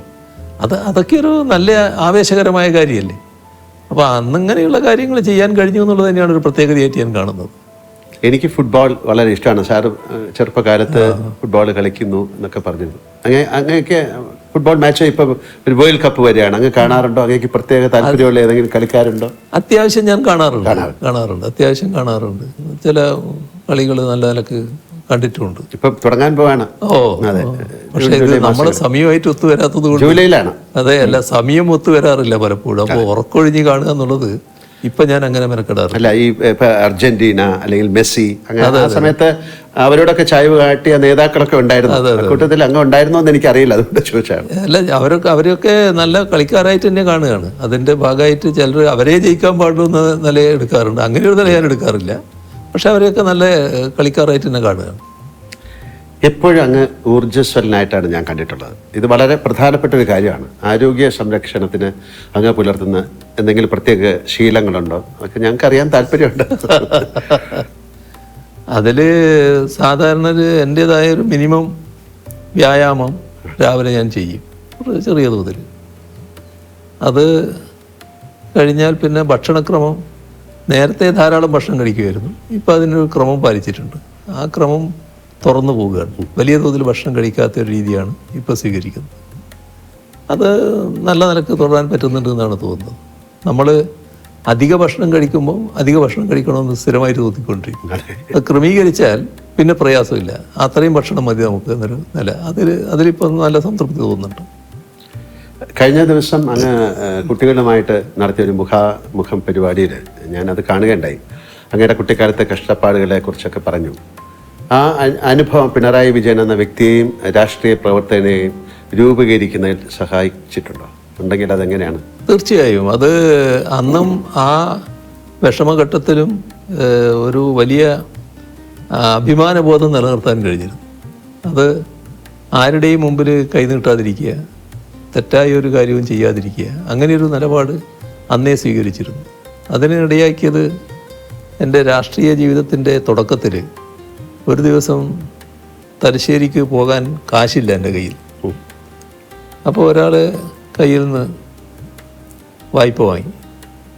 അപ്പോൾ തലശ്ശേരി എത്തി വർത്തമാനം പറയുമ്പോൾ ഞാൻ പറഞ്ഞു, ഇങ്ങനെ 25 പൈസ വായ്പ വാങ്ങിയിട്ടാണ് വന്നിരുന്നു. അപ്പോൾ എന്നെ ഇഷ്ടപ്പെടുന്ന അന്നത്തെ ഒരു പാർട്ടി നേതാവുണ്ട്, അരിയാക്കണ്ടി അച്ഛൻ എന്ന് പറഞ്ഞിട്ട്. അപ്പോൾ അയാൾ കേട്ടപ്പോൾ തന്നെ ഒരു ആട്ട ആദ്യം തന്ന്, നിനക്ക് എവിടുന്നടാ പൈസ തിരിച്ചു കൊടുക്കാൻ പറ്റും? നീ മേലിൽ ഒരാളെടുക്കൊന്നും വായ്പ വാങ്ങരുത് കേട്ടോ. എനിക്ക് തലശ്ശേരി പോകണമെങ്കിൽ എനിക്ക് തലശ്ശേരി പോകണം, ഇത്ര പൈസ വേണമെന്ന് പറഞ്ഞിട്ട് ആ പൈസ വാങ്ങുക. അതിനപ്പുറം വാങ്ങണ്ട. ആ പൈസയും കൊണ്ട് ടിക്കറ്റ് എടുത്തിരിക്കും പോരുക എന്നല്ലാതെ നീ ഇനി വായ്പ വാങ്ങാൻ പാടില്ല ആരോടുക്കും. അത് എനിക്ക് വലിയൊരു പാടായി. പിന്നീട് ഒരു വായ്പയും ആരുടെക്കൊന്നും വാങ്ങേണ്ടി വന്നിട്ടില്ല. അത് പിന്നെ എന്താണോ ആവശ്യം, പാർട്ടിയുടെ ആവശ്യത്തിന് പോവുകയാണ്. അപ്പോൾ നമ്മുടെ കയ്യിൽ പൈസയില്ല, അത് ആ ആവശ്യം പറഞ്ഞിട്ട് പൈസ വാങ്ങുന്നതിൽ തെറ്റില്ല. അതിന് മാത്രം അത് നിറവേറ്റുക. ആ നിലയാണ് പിന്നീട് സ്വീകരിച്ചു വന്നത്. ചില കാര്യങ്ങൾ, ഇത്തരം ചില ചെറിയ ചെറിയ കാര്യങ്ങളിലൂടെ നമുക്കൊരു വലിയ പാഠമായിട്ട് മാറും. അതാണ് വന്ന് മാറിയത്. രാഷ്ട്രീയം കഴിഞ്ഞാൽ അങ്ങേക്ക് ഇഷ്ടമുള്ള മേഖലകൾ ഏതൊക്കെയാണ്? രാഷ്ട്രീയമാണല്ലോ ഫുള്ള്. അതേസമയം പിന്നെ മറ്റ് കലാപരിപാടികളൊക്കെ കാണുന്നതിന് എനിക്ക് വേറെ പ്രശ്നമൊന്നുമില്ല. അതൊക്കെ ഞാൻ സാധാരണ കാണാറുണ്ട്, നല്ല രീതിയിൽ ആസ്വദിക്കാറുണ്ട്. പിണറായിയിൽ ജനിച്ച വിജയൻ സഖാവ് എന്നല്ലാതെ വീട്ടുകാരും ബന്ധുക്കളും മാത്രം വിളിക്കുന്ന എന്തെങ്കിലും വിളിപ്പേര് ഉണ്ടായിരുന്നോ? ഇല്ല, നേരത്തെ ഇല്ല. പക്ഷെ എനിക്കൊരു പേര് പിന്നെ എൻ്റെ ഒരു അധ്യാപകൻ ഇട്ടിരുന്നു. അന്നത്തെ അധ്യാപകർ വളരെ പ്രത്യേകതയാണല്ലോ, കുട്ടികളെ വല്ലാതെ ഉൾക്കൊള്ളുന്നവരാണ്. അതെ, അല്ല ഇന്നും അധ്യാപകർ അങ്ങനെ തന്നെ. അപ്പോൾ അദ്ദേഹം ഇട്ട പേര് മുഖ്യസ്ഥൻ. അത് ശരി. അപ്പോൾ അതൊരു തിരിപ്പേരായിട്ട് ചിലർ വിളിക്കുമായിരുന്നു, മുഖ്യസ്ഥൻ എന്ന് വിളിക്കുമായിരുന്നു. ഇപ്പം സ്കൂൾ കാലത്തെ കുറിച്ച് പറഞ്ഞുകൊണ്ട് ചോദിക്കുകയാണ്, പിണറായിയിലെ വീട്ടുമുറ്റത്ത് ഓടിക്കളിച്ചിരുന്ന വിജയൻ എന്ന ബാലന് മുഖ്യമന്ത്രി കസേരയിലിരുന്ന് തിരിഞ്ഞു നോക്കുമ്പോൾ എന്ത് തോന്നുന്നു? അതിൻ്റെ ഒരു ഭാഗമാണ് ഞാൻ നേരത്തെ പറഞ്ഞത്. നമ്മളൊരു വളരെ സാധാരണക്കാരനായിട്ടുള്ള ഒരു മനുഷ്യൻ, ഇപ്പോഴും ഗ്രാമീണമായിട്ടുള്ള പല സ്വഭാവങ്ങളും വെച്ച് പുലർത്തുന്ന ഒരാൾ, അതിൻ്റെ എല്ലാ പരിമിതികളോടും കൂടി ഇത്രയും ഉന്നതമായ സ്ഥാനത്ത് എത്താൻ കഴിഞ്ഞത് അത് എൻ്റെ പാർട്ടിയുടെ പിന്തുണ കൊണ്ടാണ്. പാർട്ടിയാണ് എന്നിൽ മുഴുവൻ വിശ്വാസം അർപ്പിച്ചിട്ടുള്ളത്. അതിൻ്റെ ഭാഗമായിട്ടാണ് ഇതെല്ലാം ആയി മാറാൻ എനിക്ക് കഴിഞ്ഞിട്ടുള്ളത്. ഈ ഉന്നതമായ സ്ഥാനം വഹിക്കാൻ പ്രാപ്തനാണോ ഞാൻ എന്നത് എല്ലാ ഘട്ടത്തിലും ഞാൻ ആലോചിച്ചു കൊണ്ടിരിക്കുന്ന കാര്യമാണ്. പക്ഷേ നിർവഹിക്കാൻ കഴിയുന്നുണ്ടെന്നാണ് മറ്റുള്ളവരൊക്കെ പറയുന്നത്. ആ നിലക്ക് നിർവഹിക്കുക. അപ്പം നമുക്ക് ഈ സംഭാഷണം അവസാനിപ്പിക്കാനുള്ള സമയമായി. എനിക്കും ഒരു പാട്ടിനെ കുറിച്ച് പാടുന്നതിന് മുമ്പ് എനിക്കൊരു വലിയൊരാളെ കുറിച്ച് പറയാനുണ്ട്. റോബിൻ. ഞാൻ അങ്ങയുടെ വീട്ടിൽ വന്നപ്പോൾ കണ്ടതാണ്. അങ്ങേക്ക് റോബിൻ എന്ന വളർത്തു നായോടുള്ള സ്നേഹവും കരുതലും. അങ്ങ് ഭക്ഷണം കഴിച്ചിട്ട് റോബിന് അങ്ങേ കൈകൊണ്ട് തന്നെ കൊടുക്കുന്നത് ഞാൻ കണ്ടിട്ടുണ്ട്. അങ്ങയുടെ ഈ മുഖം അധികം ആർക്കും അറിവുള്ളത് ആണെന്ന് എനിക്ക് തോന്നുന്നില്ല. അങ്ങേക്ക് എല്ലാ വളർത്തു മൃഗങ്ങളെയും ഇഷ്ടമാണോ, അതോ കുഞ്ഞുനാളിൽ തുടങ്ങിയാണോ ഇത്, അതോ നായകളോട് മാത്രമാണോ ഇഷ്ടം? കാര്യം ഇത് റോബിന്റെ ഒരു അവകാശം പോലെയാണ് അങ്ങയുടെ കയ്യിൽ നിന്നൊരു ഭക്ഷണം കഴിക്കുക എന്നുള്ളത്. അത് മൃഗങ്ങളോടും പക്ഷികളോടും ഒക്കെ നല്ല ബന്ധം നമ്മൾ പുലർത്തിയാൽ അവരതേ രീതിയിൽ പ്രതികരിച്ചുകൊണ്ടിരിക്കും. ഞാനിവിടെ നമ്മുടെ സഹായിയായിട്ടുള്ള മുരുകേഷനുണ്ട്. മുരുകേഷനോട് പറഞ്ഞു, ഇവിടെ കാക്കകൾ വരും, കാക്കക്ക് നീ ഭക്ഷണം കൊടുക്കണമെന്ന്. ഇപ്പം എന്താ ചെയ്യുന്നത് പറഞ്ഞാൽ, ഒരു കാക്ക അവൻ്റെ കയ്യിൽ നിന്ന് ഭക്ഷണം എടുക്കും. അപ്പോൾ കയ്യിൽ നിന്ന് അങ്ങനെ നേരിട്ട് കൊടുക്കണ്ടെന്ന് ഇപ്പം ഞാൻ പറഞ്ഞു, എറിഞ്ഞു കൊടുത്താൽ മതി. കാരണം എന്തെങ്കിലും രോഗം പകർന്നെങ്കിലും വിഷമാണല്ലോ. പക്ഷെ നേരെ കയ്യിൽ നിന്ന് എടുക്കുക ആ കാക്ക വന്നിട്ട്. അതാണ് ആ ബന്ധം എന്ന് പറയുന്നത്. ഇവിടെ ഒരു ക്ലിഫ് ഹൗസിൻ്റെ മുമ്പിൽ ഒരു ഫൗണ്ടൻ ഉണ്ടല്ലോ. ആ ഫൗണ്ടൻ സാധാരണ രാവിലെയാണ് നമ്മളിടല്. ഒരു ദിവസം ഇങ്ങനെ തോന്നിയപ്പോൾ ഞാൻ പറഞ്ഞു അത് വൈകുന്നേരം ഒന്ന് ഇട്ട് നോക്കുമെന്ന് പറഞ്ഞു. ഒരു 6 മണിക്ക്. അപ്പോൾ പക്ഷികൾ കൂടുന്ന സമയമായിരുന്നു. ഇവരെല്ലാവരും വന്ന് എന്തൊരു സന്തോഷമാണല്ലോ. അവർ കുളിച്ച് ഒരു കുളിയുണ്ടാവും. ആ കുളിയെല്ലാം കഴിഞ്ഞിട്ട് ഒരു സദസ്സുണ്ട് അവിടെ ഇരുന്നിട്ട്. അങ്ങനെ എല്ലാം കുളി കഴിഞ്ഞിട്ട് അവർ കൂട്ടിലേക്ക് പോവുകയാണ്. അപ്പോൾ നായയുടെ കാര്യം പറഞ്ഞാൽ വലിയ അത്ഭുതകരമായ കഥ എൻ്റെ അടുത്തുണ്ട്. ഞാൻ ആദ്യമുള്ള എൻ്റെ ചെറുപ്പകാലം വീട്ടിൻ്റെ സൈഡിലൂടെ ഒരു കൂട്ടർ പോവുകയാണ്. പഴയ തവളയെ പിടിക്കുന്നവരാണ്, നാട്ടുകാരല്ല. അതെ. അവരുടെ കൂട്ടത്തിലുള്ള ഒരു പട്ടി, ചെറിയ പട്ടിയാണ്. അവിടെ നിന്ന് ഇറങ്ങിയിട്ട് വീട്ടിലേക്ക് വന്നു. അപ്പോൾ അവരങ്ങ് പോയി. അപ്പോൾ ഇത് ഒരു പട്ടി. അപ്പോൾ എൻ്റെ ജ്യേഷ്ഠനുണ്ട്. ജ്യേഷ്ഠൻ പറഞ്ഞു അതവിടെ നിന്നോട്ടെ, വന്നതല്ലേ അവിടെ നിൽക്കട്ടെ എന്ന് പറഞ്ഞു. അത് പിന്നെ വീട്ടിൽ വളർന്നു. വേറെ ശാസ്ത്രീയ വാർത്തകളൊന്നുമല്ല, നാടൻ പട്ടി എന്ന രീതിയിൽ പാട്ടുകയാണ്. ആ പട്ടിയുടെ ഒരു കഥയാണ് ഞാൻ പറയുന്നത്. ഒരു ദിവസം അമ്മയുടെ അടുത്ത്, അടുക്കളയിലെ അമ്മയുടെ അടുത്ത് പോയിട്ട് ഇതൊന്ന് മുരണ്ട് ചെറിയ മട്ടിൽ കുരച്ചു, മുണ്ടൊന്ന് കടിച്ചു വിരിച്ചു. അപ്പോൾ അമ്മ ചീത്ത പറഞ്ഞു. അപ്പോൾ ഇതിന് അമ്മയുടെ അടുത്ത് യേശുന്നില്ല എന്ന് തോന്നി. നേരെ അവിടെ നിന്ന് ഇറങ്ങി ആ വീട്ടിൻ്റെ തൊട്ട് പിന്നിലുള്ള ഒരു വീടുണ്ട്. അവിടെ ഒരു നാണി എന്ന് പറയുന്ന സ്ത്രീയുണ്ട്. ആ സ്ത്രീയുടെ അടുത്ത് പോയി ഇതേ കാര്യം അവരോട് ചെയ്തു. അപ്പോൾ അവർ കുറച്ച് പിന്നെ പോസിറ്റീവായിട്ട് എടുത്തു. ഇതൊരു പെൺപട്ടിയാണ്, എന്താ മോളെ എന്നെല്ലാം പറഞ്ഞിട്ട്. അപ്പോൾ മുണ്ടിങ്ങനെ കടിച്ച് വലിച്ച് നടന്ന് ഈ വീട്ടിൻ്റെ പിന്നിലൂടെയാണ് വരേണ്ടത്. അപ്പോൾ വീട്ടിലെ അവസ്ഥ എങ്ങനെയാണെന്ന് പറഞ്ഞാൽ വീടിൻ്റെ മുറ്റം അത് കഴിഞ്ഞിട്ടൊരു പ്ലാറ്റ്ഫോം പോലെയാണ് കിണറിൻ്റെ. ആ പ്ലാറ്റ്ഫോമിന് കഴിഞ്ഞാൽ ഒരു കല്ലിങ്ങനെ വെച്ചിട്ടുണ്ട്. അതിൻ്റെ അപ്പുറം കിണറാണ്. അപ്പോൾ വലിയ ആൾമറയുള്ള കിണറല്ല നടത്തും. ഇവള് ഈ നാണി നടന്നു വന്ന് വടക്ക് മുറ്റത്തെത്തിയപ്പോൾ കാണുന്നത് ഇവളെ മുട്ടിലഴഞ്ഞ് വരുന്ന കുട്ടിയുണ്ട്. ആ കുട്ടി ഈ പ്ലാറ്റ്ഫോം കയറിയിട്ട് ഈ ഒറ്റക്കല്ലുണ്ടല്ലോ, ആ കല്ല് പിടിച്ചിട്ട് ഇങ്ങനെ കിണറിലേക്ക് നോക്കുന്നതാണ്. പിന്നെ എന്താ പറയേണ്ടത്? അങ്ങനെ അത്ഭുതകരമായ രക്ഷപ്പെടൽ. പിന്നെ അവൾക്ക് ഈ പട്ടി എന്ന് പറഞ്ഞാൽ ഭയങ്കര ജീവനാണ്. അങ്ങനെ കഴിവുള്ള പട്ടികളുണ്ട്. ആ പട്ടി തന്നെ ഒരു ദിവസം ഞാനിങ്ങനെ സാധാരണ ആ കാലത്തൊരു ശീലം, പുറത്തു പോയാൽ ചെരുപ്പുണ്ടായാലും ചെരുപ്പില്ലെങ്കിലും, ചെരുപ്പില്ലാത്ത കാലമാണ് അധികവും, കാല് കഴുകിയിട്ട് അകത്തോട്ട് വീട്ടിലേക്ക്. അങ്ങനെയാണ് ഒരു ശീലം. ഒരു കോലായിലേക്ക് കയറുമ്പോൾ ഉള്ളൊരു വലിയ കല്ലുണ്ട്, അതിൻ്റെ നിന്ന് കാല് കഴുകി അതിന് വെള്ളം ഇവിടെ വെച്ചിട്ടുണ്ടാകും. അപ്പോൾ ഞാനൊരു ദിവസം ചെന്നപ്പോൾ വെള്ളം അവിടെ ഇല്ല. അകത്ത് പോയി വെള്ളം എടുത്തിട്ട് വന്നിട്ട് പിന്നെയും കഴുകും. അകത്ത് പോയി പിന്നെ വെള്ളവും പാത്രവും എടുത്ത് വന്ന് കിണ്ടിന്നാണ് പറയാൻ നമ്മൾ, കിണ്ടിയും വെള്ളം എടുത്ത് വന്ന് പിന്നെ കാല് കഴുകാനാണ് വരുന്നത്. പട്ടി വിടുന്നില്ല. പട്ടി ഭയങ്കര തടസ്സം. അപ്പോൾ എന്താ പ്യാസി എന്ന് അതിൻ്റെ പേര്. എന്താന്നെല്ലാം പറഞ്ഞിട്ട് ഈ വിളക്ക് തൂക്കിയിട്ടുണ്ട്. തൂക്കിയ വിളക്കെടുത്ത് ഞാനിങ്ങനെ നോക്കുകയാണ്. അപ്പോൾ ഈ കല്ലിൻ്റെ മേലെ വലിയൊരു പാമ്പ്, കരിവേലിപ്പട്ടാന്ന് പറയും, ആ പാമ്പിങ്ങനെ കിടക്കുകയാണ്. നമ്മൾ കണ്ടതോടുകൂടി പട്ടി പോയി. പിന്നെ ആ കാലാണല്ലോ, ഇന്നത്തെ പോലെ പാമ്പിനെ സംരക്ഷിക്കേണ്ട കാര്യമൊന്നുമില്ല, തല്ലിക്കൊന്നു. അതാണ്, അത്രയും കഴിവുള്ള പട്ടികളുണ്ട്. അതിൽ നിന്നൊരു പട്ടി സ്നേഹം ഉണ്ടായിരുന്നു പറയാം. അല്ല, റോബിനെ അങ്ങനെയോടുള്ള ഒരു അങ്ങേക്ക് റോബിനോടുള്ള സ്നേഹം. സാർ, അപ്പം വളരെ സന്തോഷം. നമുക്കൊരു പാട്ടിലേക്ക് കടക്കാം. അങ്ങേക്ക് പാടാൻ സാധിച്ചില്ലെങ്കിൽ വരികൾ പറഞ്ഞാലും മതി. ഞാൻ നിങ്ങൾക്ക് വേണ്ടിയുള്ള ഒരു പാട്ട് തന്നെയാകാം. അയ്യോ, ആയിക്കോട്ടെ. ഹൃദിസ്ഥമീശ്വരം തെക്ത പ്രതിഷ്ഠാം പ്രതിമാം ഭജയിൽ കരസ്ഥ പായസം തെക്ത കോപ്പരസ്ഥ ഗളം പിൻപേൽ എന്ന് പറഞ്ഞാൽ മനുഷ്യന്റെ ഹൃദയത്തിലാണ് ഈശ്വരൻ. ഹൃദിസ്ഥമീശ്വരം തെക്ത പ്രതിഷ്ഠാം പ്രതിമാം ഭജയിൽ, ഈ പ്രതിഷ്ഠയുടെ പിന്നിലേക്ക് പോകുന്നത്, വിഗ്രഹത്തിന് മുന്നിലേക്ക് പോകുന്നത്. കരസ്ഥ പായസം തെക്ത, ഇതിനകത്ത് പായസമുണ്ട്, പക്ഷെ ഇപ്പുറത്തൊരു തുള്ളി വെച്ചിട്ടുണ്ട്. അപ്പൊ കരസ്ഥ പായസം തെക്ത കോപ്പരസ്ഥ ഗളം പിൻപേൽ. ഇത് നക്കാൻ വേണ്ടി പുറപ്പെടും, ഇതാകെ ഇപ്പോൾ ചോർന്നു പോവുകയാണ്. അതാണ്, അതെന്നെ ഹൈസ്കൂളിൽ ഒരു മാഷ് പഠിപ്പിച്ചതാണ്, കേളം മാഷ് എന്ന് പറയുന്ന ഒരാൾ. ആ പദ്യമാണ്, അത് ഉപനിഷത്തിന്റെ ഒരു ഭാഗമാണ്. അപ്പൊ അതാണ് നിങ്ങളുടെ അടുത്ത് പറയാനുള്ള കാര്യം.